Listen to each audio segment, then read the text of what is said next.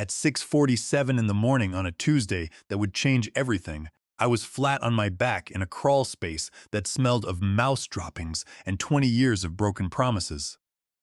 I was troubleshooting why the climate control system, which had cost the company $15,000, was screaming like a jet engine with a death wish.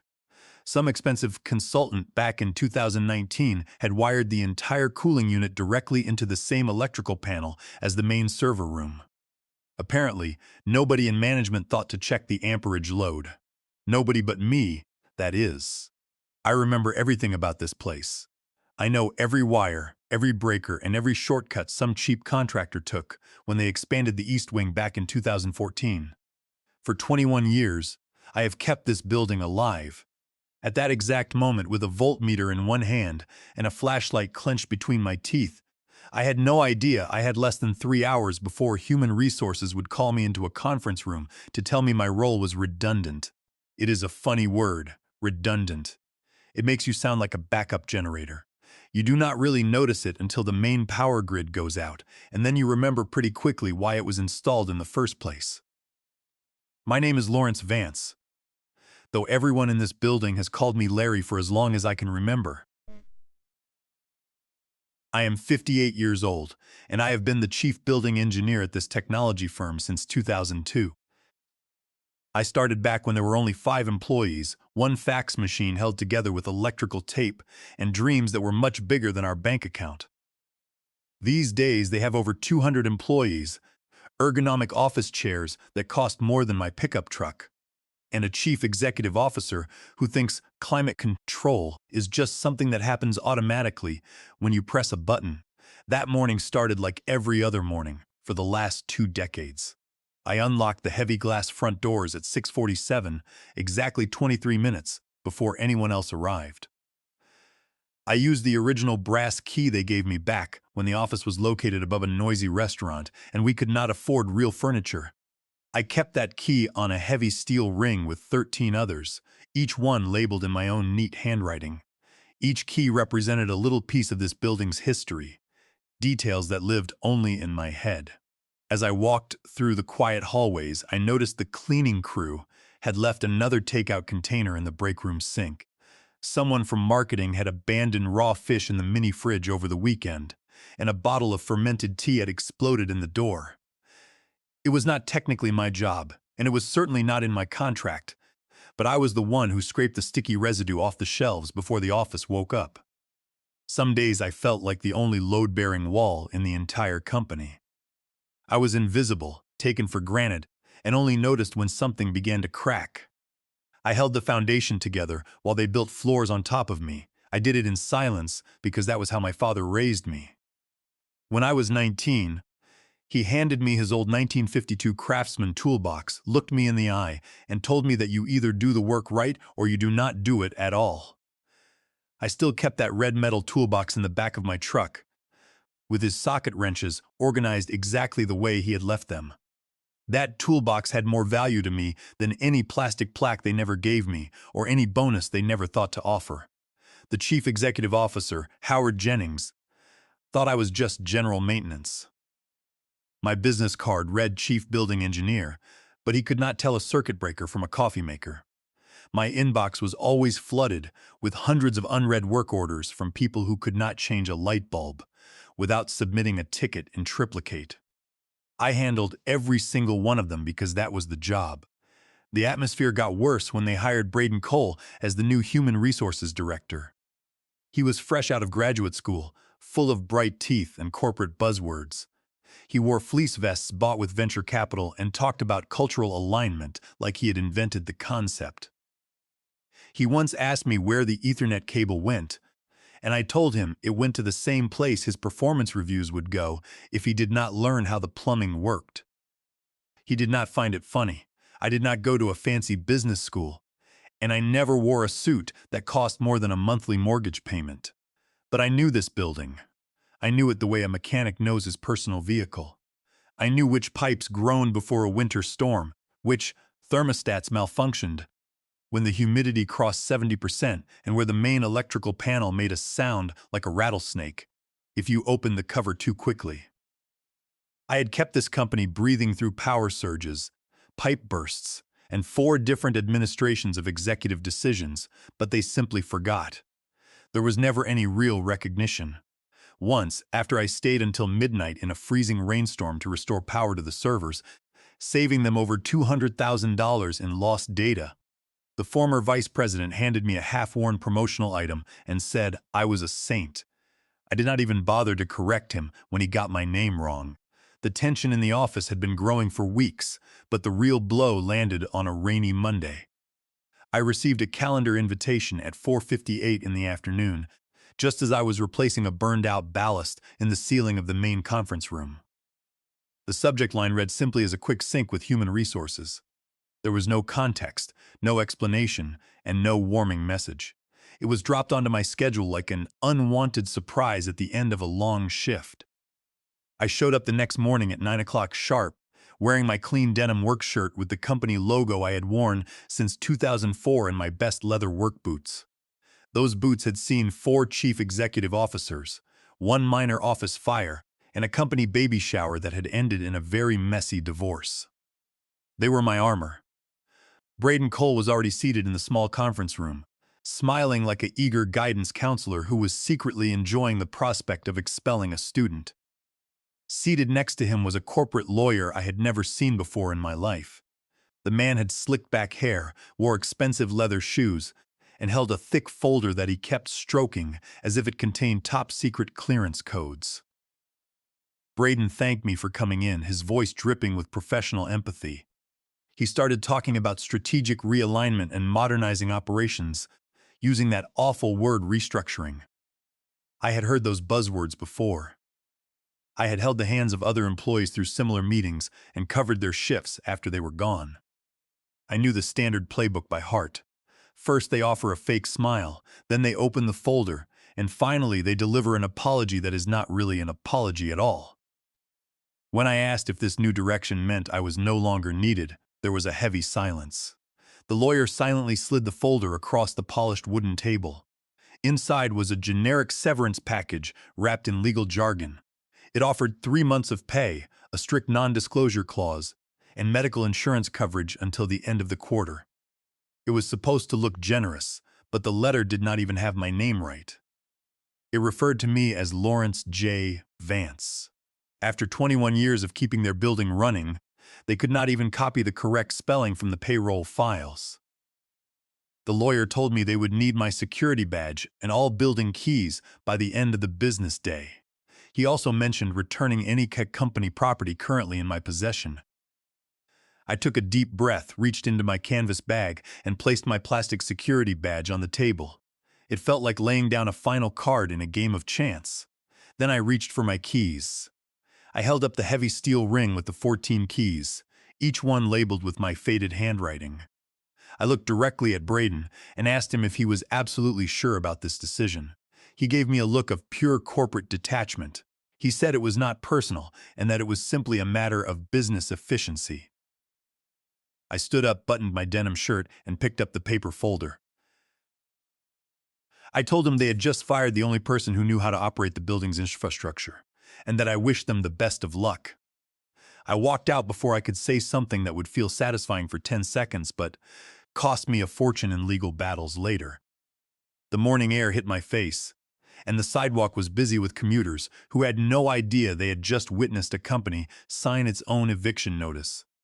I did not drive straight home. Instead, I pulled my truck into the corner of a quiet coffee shop parking lot, turned off the engine, and sat in silence for several minutes. The reality of 21 years ending in a 10-minute meeting was still settling in, but as the shock faded, a cold clarity took its place. I picked up my phone and called Toby Miller. Toby was my neighbor's son. He had grown up cutting my grass for $20 and a cold drink during the hot summer months. Today, he was a successful real estate attorney who specialized in commercial contracts. He answered my call on the second ring, asking if everything was all right. I told him that things were about to be very interesting. I asked him if he remembered the original lease agreement we had drafted back in 2002. There was a pause on the line, followed by a low whistle of recognition. Toby remembered it perfectly. He asked me if the executives at the firm had any idea about the status of that document. I smiled to myself, feeling the first spark of satisfaction in hours. I told him they had just demanded all my keys and sent me packing, so it was time to show them what they had actually inherited. My home always smelled of machine oil and old movies, which was my personal way of keeping myself grounded. I dropped my canvas bag by the front door, kicked off my leather boots, and walked straight to the garage where I kept the things that truly mattered. I did not keep my valuable papers in a fancy filing cabinet.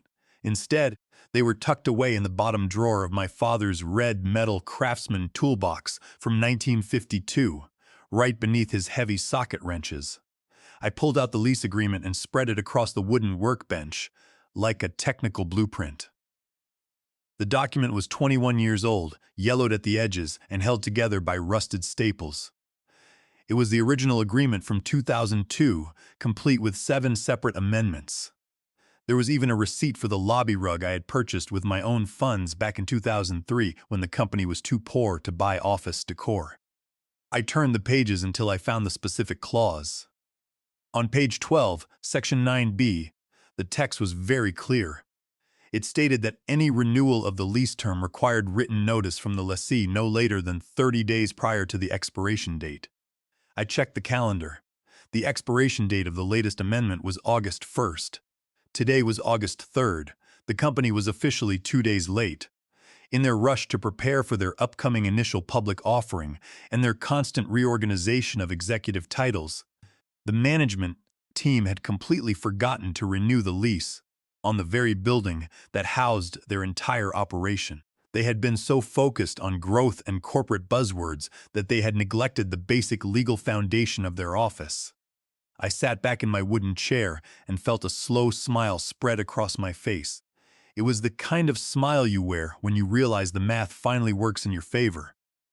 They had just terminated the leaseholder, and now they were technically occupying the space without a valid lease. I began checking my other files. The commercial insurance policy was still in my personal name. The service contract for the massive heating and cooling systems had been renewed last year, under my personal email address. The commercial cleaning crew only showed up because I paid their manager directly every month and submitted a reimbursement request later.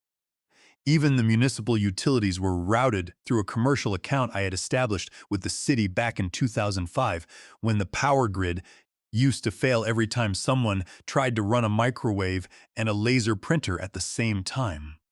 Every critical service that kept the building operational was tied to my name. I could have warned them.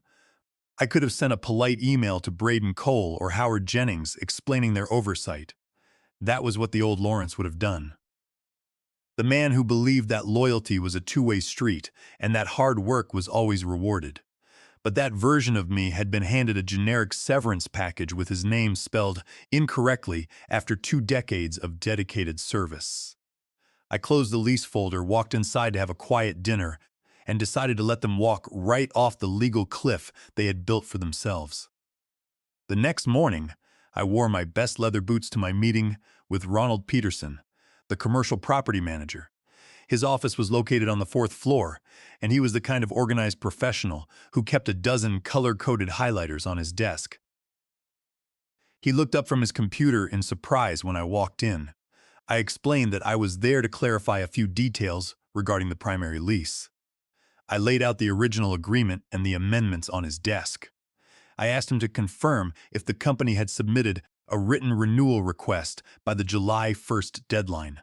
Ronald clicked through his database, checking the records twice. He confirmed that no renewal request had been logged by the corporation. He assumed they were simply transitioning to a month-to-month arrangement while they negotiated a new long-term deal. I nodded and pointed to the terms in Section 9b.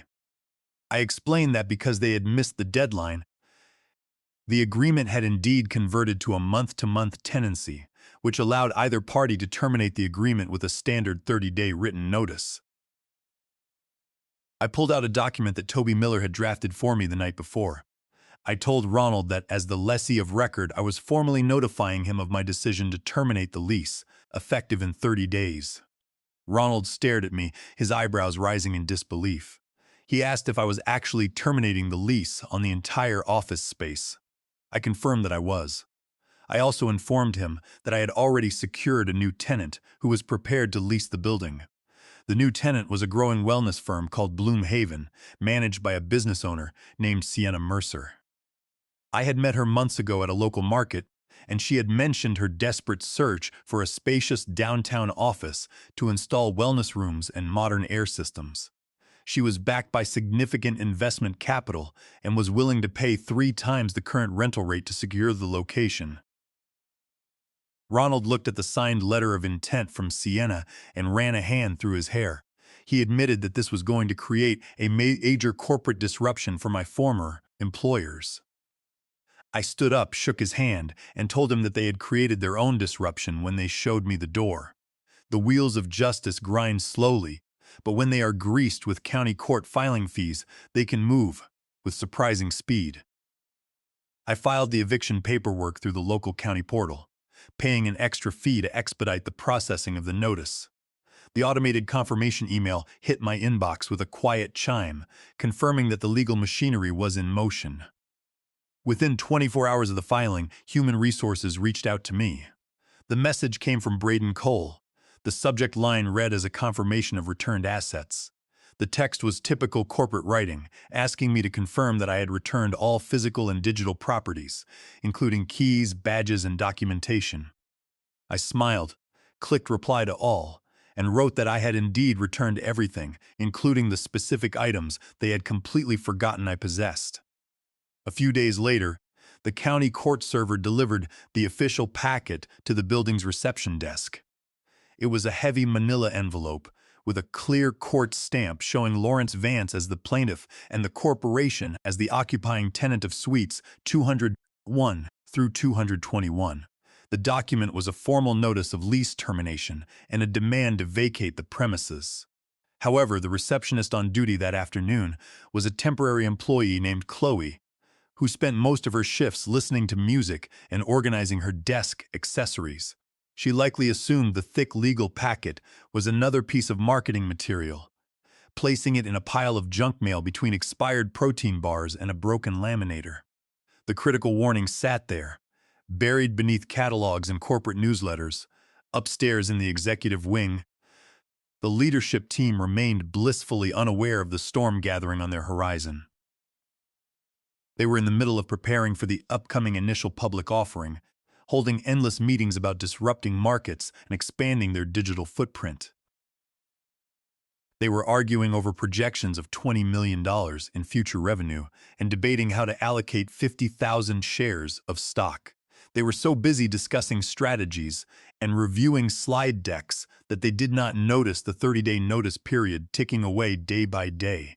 Nobody checked the physical mail in the lobby, and nobody monitored the registry of public legal notices. They assumed that their tenure in the building was permanent and unquestionable.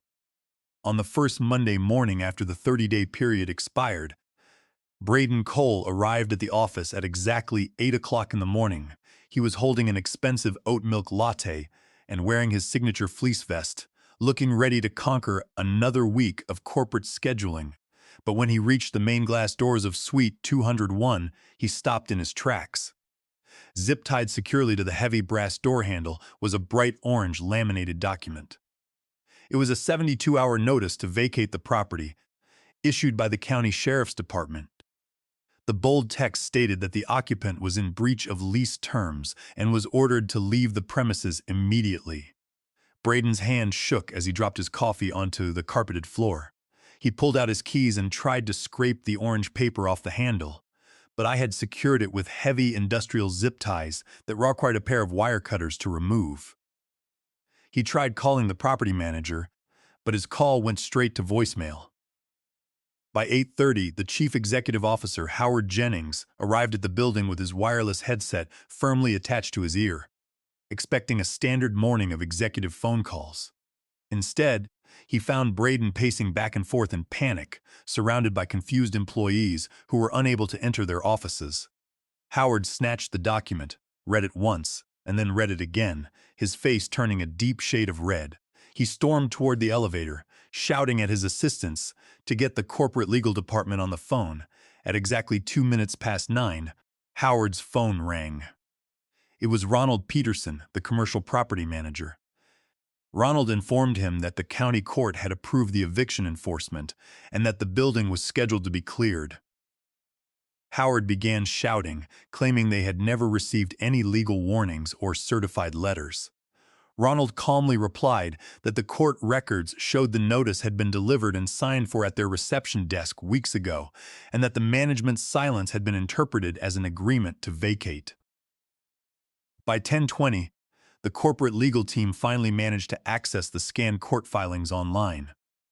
Braden sat at his desk, clicking through the PDF files until he found the signature page. There, listed in clear, bold letters, was the name of the plaintiff, Lawrence Vance. The realization hit the room like a cold draft. Travis Cobb, a senior facilities worker who had worked with me for over 15 years, stood in the doorway of the break room and muttered that he had warned them something was wrong. But they had not listened, and now their entire corporate headquarters was facing an immediate shutdown.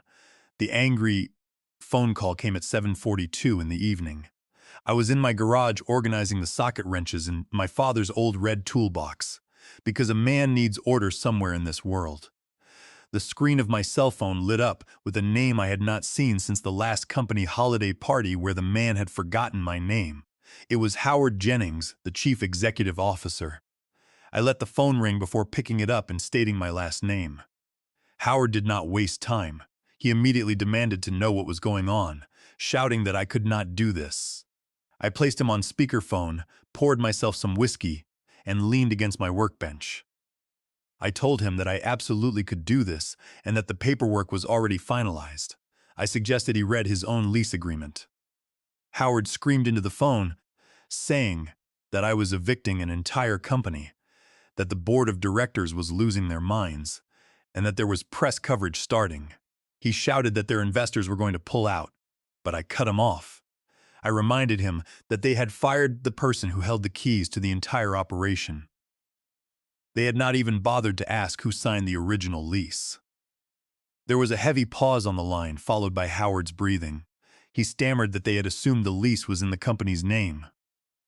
I responded that their assumption was the root of their problem. They had assumed everything. They assumed my worth, my silence. And what would happen if they threw me away like a used filter? He accused me of blindsiding them, but I told him the difference was that I had come prepared. This situation was not going to be resolved easily. I explained that the board of directors would do what they always did, which was protect themselves and likely lay the blame on him. I told him they would not be calling me because I had the legally binding paperwork, and the new tenant had already wired the first 2 months of rent. That finally silenced him. I concluded by saying that I had not sold the company out, but had simply stopped carrying their weight on my back. The line went quiet, and then he disconnected the call. By Friday morning, the firm was in a state of total panic. They were throwing money at every commercial property manager within a 10-mile radius, but it was too little and too late. Monday morning arrived like a heavy weight. Down on the street, employees were wheeling ergonomic office chairs and coffee makers into a rented moving truck that had a broken taillight. Someone had taped a piece of paper to the side of the truck that read strategic relocation. Then came the moment of total collapse. Howard Jennings, looking sweat-stained and completely defeated, lost his temper.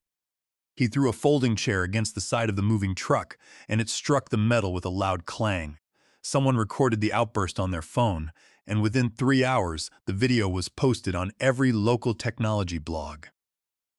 I drove past the office at 3:47 in the afternoon, not to celebrate, but simply to see the transition completed. The moving truck was pulling away from the curb. The building stood empty for the first time since 2002.